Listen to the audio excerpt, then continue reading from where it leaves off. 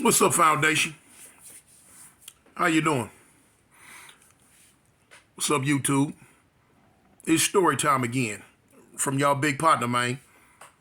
BKA, the Village Storyteller. Y'all know that's me. Man, y'all do me a favor, man. Hit that like. Hit that like button, man. Hit that subscribe. Hit that share. I ain't worried about the comments like I always say, because y'all gonna do that regardless. But hit that like button, man. Let's shake this algorithm up. As you can tell by the title, man, this is a story about when I'ma just say when one of my little homeboys, one of my Ace Boone Coon little homeboys in the pen with me, man, when he finally took that step and became the real little soldier that I always knew he could be, that I always knew he had in him. You know what I'm saying? My little homeboy Demon. He took that step.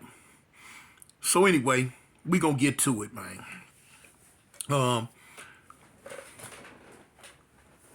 little homeboy Demon, man. He insane crip, but he originally out of Detroit. Originally out of Detroit. Me and Demon met when I very, very first came to prison in Alabama. When I stepped up in there, I met him about my second week in prison. Me and him, we took each other off the rip. You know what I'm saying? Both crips, so you know. And he was cool. You know, he had that Detroit mentality. I got that South Central LA mentality. We rocked out. We rocked out. We started out in St. Clair together, in back in the '90s, and we was down in remember what I told you was R1, which at that time R1 was a drug program. We started out down there together. You know, went through the rigmarole, end up messing up. I got kicked out the program. Remember for the fight on the football field. He ended up getting kicked out the program for messing up, just whatever it was. But anyway, we both ended up back up on the G Yard, you know, and that's like general population, G Yard. Doing our thug thizzle, man. You know what I'm saying? Gang banging, running around, playing, you know, having fun, whatever, you know. Trying to get whatever little joy we can get out of being locked up in this max security prison in this day and age. So we got real close though. But now the homie was young. The homie was real young. But I see he had a tiger in him. You know, the homie had a real bad temper on him too. But he had a tiger in him that I knew he had to, you know what I'm saying, I had to cultivate it, had to get it up out of him. You know what I'm saying? I had to groom the little homie. You know what I'm saying? I used to sit him down and I would talk to him all the time. I would, you know, teach him stuff, show him stuff, you know what I'm saying, stayed up in his mind to the point to where, you know, the homie used to look at me as a father figure. He used to look at me as a father figure, and I would always show him, you know what I'm saying, hey, homie, you know, stay on some gangster type stuff. Don't never let nobody punk you. Don't never let nobody do this, do that. You know what I'm saying? Get away with this, that. You know what I'm saying? Bump the sticks and stones and all the hookup that come with, you know what I'm saying, this gangsterism in this day and age in prison. So he was like, yeah, you know what I'm saying? I want to make sure that he didn't come up like a lot of them fools that was around us at that time.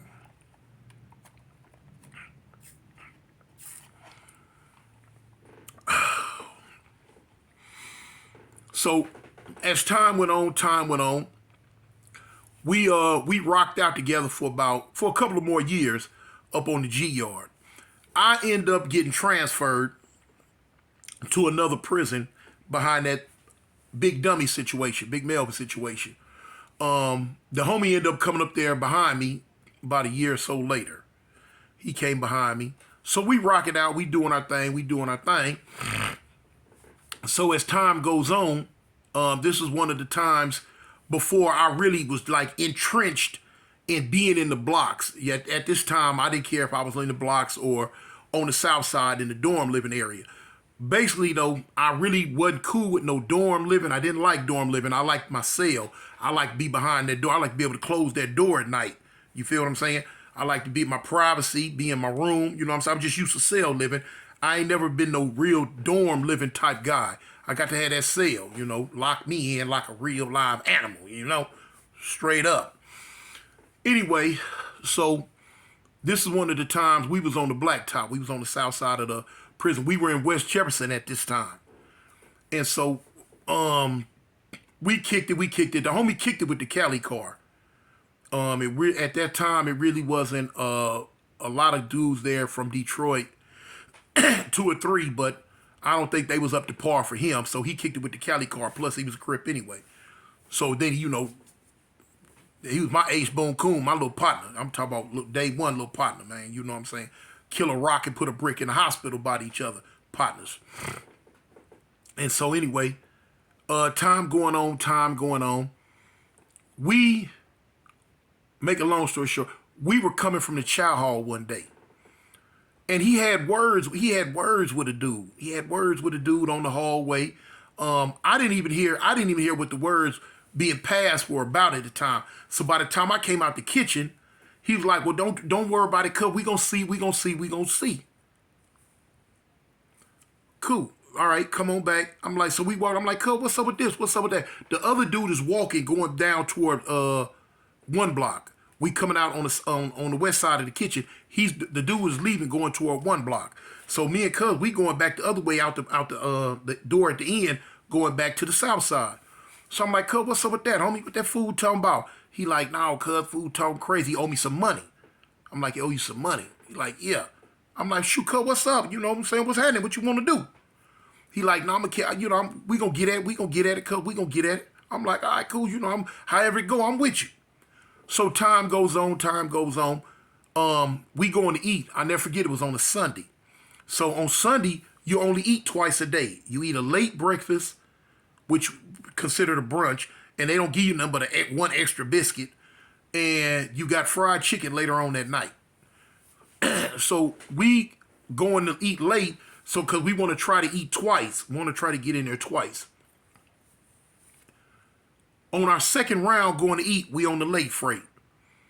Coming out, old boys on the hallway. Now, I'm not going to say who he is. I'm not going to mention who he was. But anyway, the dude on the hallway. So, Demon, like a heat-seeking missile. Cuz, what's up, man? Where my ends at? Fool, woo, woo, woo, woo. Dude, response was not up to par. Like I say, Demon got a cold temper, you know what I'm saying? And he got a cold left. He's a lefty. He got a cold left. So I had been, from my schooling and my teachers for the last 3-4 years with the homie, you know what I'm saying? I was bringing that real dog up out of him, that real gangster up out of him. So I used to always tell him, cuz, just take off. You know what I'm saying? No talking about it, no procrastinating with it, no whole bunch of hee-haw, seesaw, and wee-waw. Cuz, take off on the fool.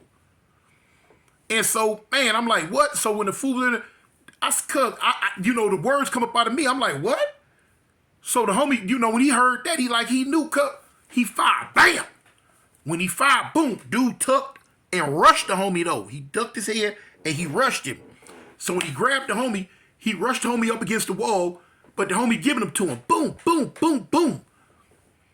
You know what I'm saying? I'm not finna just stand there and let it happen like that. I gave him one with the right, with the overhand. You know what I'm saying? My patented hater hoo-ha to swooka. Boom. Caught him in the back of the neck. When I hit him, catch him in the back of the neck, he kind of slumped to the ground. So now when he slumped to the ground, the homie go to work at him now. Boom, boom, boom, boom, boom, boom, boom. So the dude kind of crawling. He tucked in, holding him, but he crawling back up him. He crawling back up to homie. So when he crawled back up to homie, he put his forearm in the homie throat. And they go back up against the wall. But now the homie served him. So now when the dude do that, I run up again. I kick him in the side with my foot. Boom. I don't know no karate or none of that, but I just give him one. Bang. And I step back again. He, when he do that, the homie kind of slung him to the side. When he slung him to the side, man, Demon getting off on him. Demon giving it all to him. Boom, boom, boom, boom, boom. So now, me with my good stoop behind, I run back up and grab the dude by his pants legs. By the bottom of his pants, and I drag his feet from up under him. Whoop.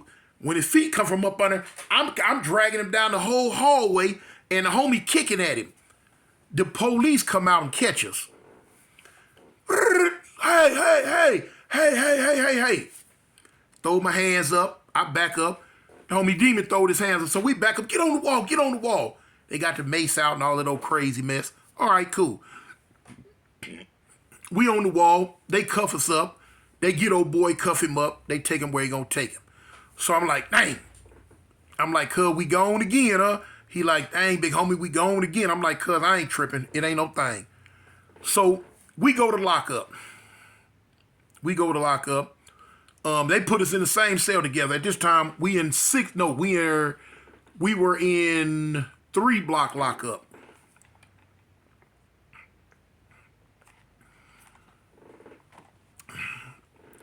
So we in 3-block lockup.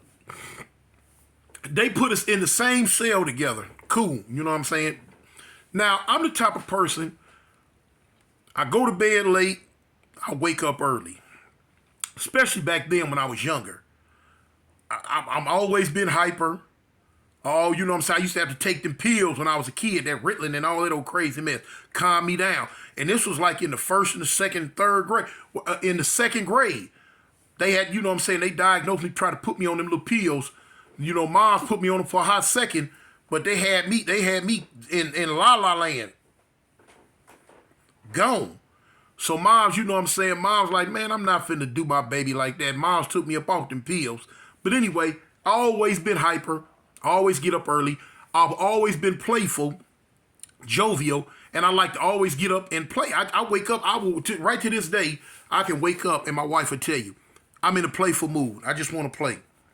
Just want to joke, pinch her and, you know, grab her, bite her, just mess with her. I've always been playful like that.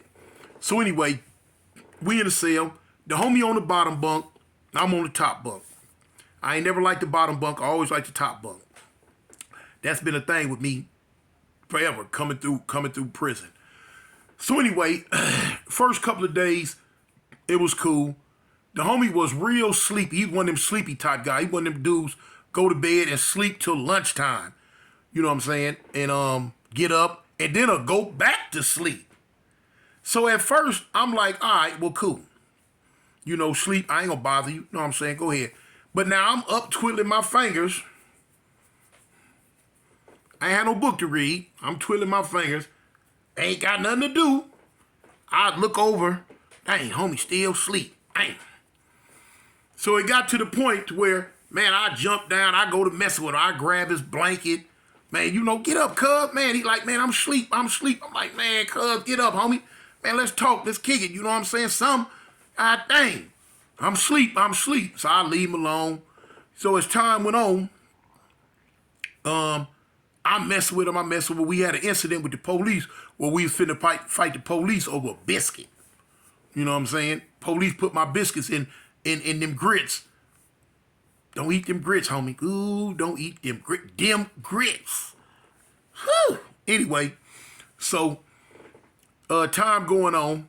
So now I'm to the point to where now I'm just really just messing with him now. I'm really messing with him. I'm pulling a blanket and, you know what I'm saying? This after about a week or so, about 10 days go by. So now I'm like, man, bump this. I'm like, cuz, get up. So he'll get mad. He'll kick his feet, kick his blanket, man, cuz, man, leave me alone, man. I'm asleep. So I'm like messing with him. Now I'm like, man, I don't care about you being asleep. Get up. So what? Get up. So he like, man, you know, he'll get mad like man got to the point where he flinching. So I'm in his face. I'm like, man, what you gonna do? So now, one of my things I always taught him, I would always teach him, I'm like, cuz, don't never be scared of nobody, whether they big, little, small, homie. If a dude transgress against you, if a dude cross that line, cuz, you handle your business. You handle it. Either you gonna win or you gonna lose. So what? Who cares? Handle your business. As long as you show up. So boom. I used to always tell him, cuz even if it's me, somebody else, no matter what, I say, homie, I bet I never see you show no fear. I bet I never see you show no fear. Or cuz I'ma deal with you myself. And I'll be through with you. Cuz I taught you better than that. Cuz I've been schooling the homie now for some years. You know what I'm saying? I done seen him get out. I said, over the last 4 years, I done seen the homie turn into a real live pit bull, a little dog. And I put that dog in him. I cultivated him, groomed him, raised him, put that dog in him. So now it's getting to the point to where I'm aggravating him. So one morning, I'm pulling at the blanket. For me, I'm just looking for something to do. I'm pulling at the blankets. He trying to go to sleep. I'm pulling. He jump up. And he like, cuz I'm telling you, cuz I'm telling you. Got his fist balled up and he get up in my face. So I'm looking, I'm like, what you gonna do? Cuz what you gonna do? What you gonna do? Huh? Cuz you ain't gonna do nothing, fool. Sit down. You know what time it is? Sit down. So he looked at me like, cuz I'm telling you, Toon. Man, I'm telling you, cuz, I'm telling you, homie. Cuz, look, stop playing with me. Stop it, I'm telling you. Now, I'm knowing in the back of my mind, it's going this far before he, reacts. I'ma say 70% love, 30% fear. You know what I'm saying? Because I was a monster at that time. So I'm knowing it's 70% love, 30% fear. That 30% fear, I got to get up out of him. That 30% fear, I got to get up out of him. Before I can put that stamp on him, a full-fledged little beast, I got to get that 30% fear up out of him. Because he done seen me get down over the years. He done seen what I do. He know what I'm about. So that was that 30% fear. But I would never have turned that type of aggression toward my little homie. I love him.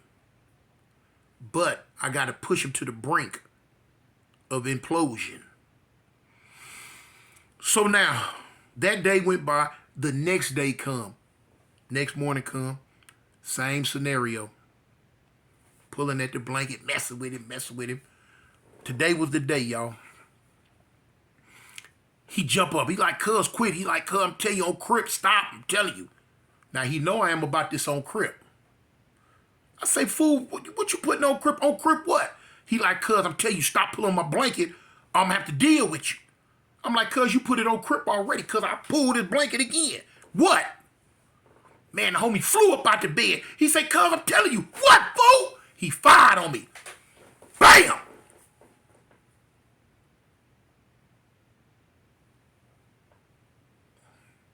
He fired on me, y'all. The homie fired on me. It didn't hurt me. Shocked me a little bit. But I was more elated than anything. When he catch me, bam! Rocked my head back. The homie jumped back and he D'd up. He D'd up. He D'd up on me, y'all. And I look at him.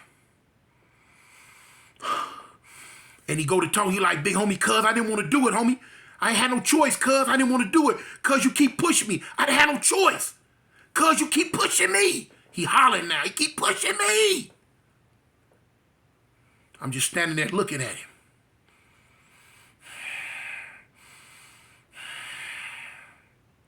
Then I smile. I smiled, y'all.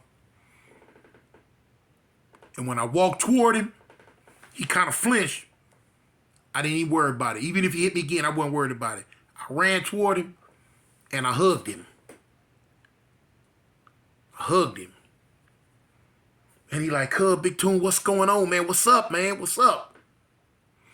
I let him go. I say, cuz, I love you, homie. I love you, little homie. He was like, Big Toon, cuz, I didn't want to hit you, cuz. I didn't want to hit you, but you didn't give me no choice. I say, cuz, I ain't worried about that. I said, homie, you just graduated. He was like, what? I say, cuz, you just graduated, homie. I say, cuz, that's what I've been looking for all these years. That right there. That's what I've been looking for out you, homie. Because I always knew he had a small, slight fear of me because of the size difference and because he knew I'm a killer. And it was a small, but bump that. I was trying to instill in him. I was trying to ingrain in him because it don't make no difference. Who, what, when, where. You don't let nobody transgress against you, homie. You don't let nobody disrespect you. You don't let nobody run over you. If a dude say they cool with you, then they should not be doing none of that. And if they do that, homie, you got to treat them accordingly. If a person won't give you respect, homie, you got to take your respect. And that's what I've been trying to instill in him. Yeah, I'm the homie. But cuz, if I'm the homie, I wouldn't be doing some of the stuff that I was doing. But not saying that I wasn't a homie, but I was trying to show him that if a person is your homie, they not gonna do certain stuff. And if they do certain stuff, then because you got to handle it. And I had to get that up out of him. So when he fired on me, I was happy. I was glad. I'm like, my little dog, he here.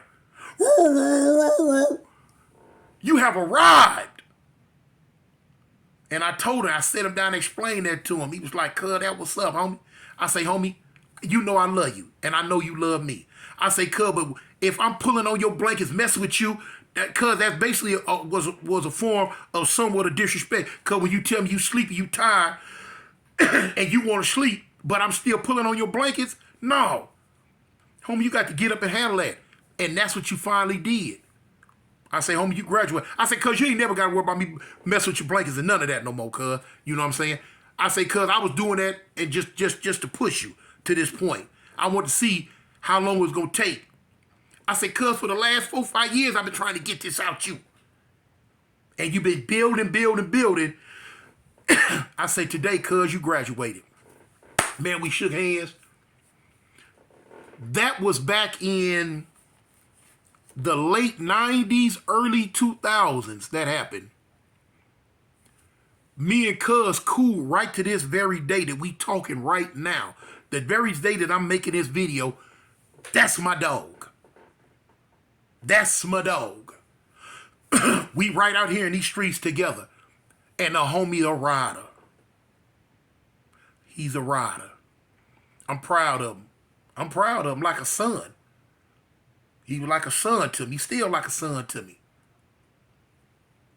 Like a son to me, y'all. The homie out here now, he got 4, 5 kids. He do his thing. He come over the house, kick it every now and then, you know.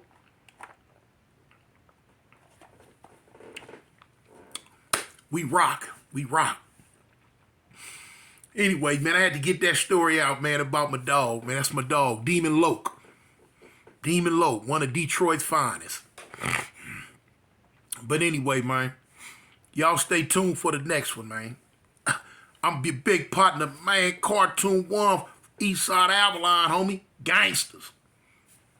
A gang of don't bang. We in there. I'm out.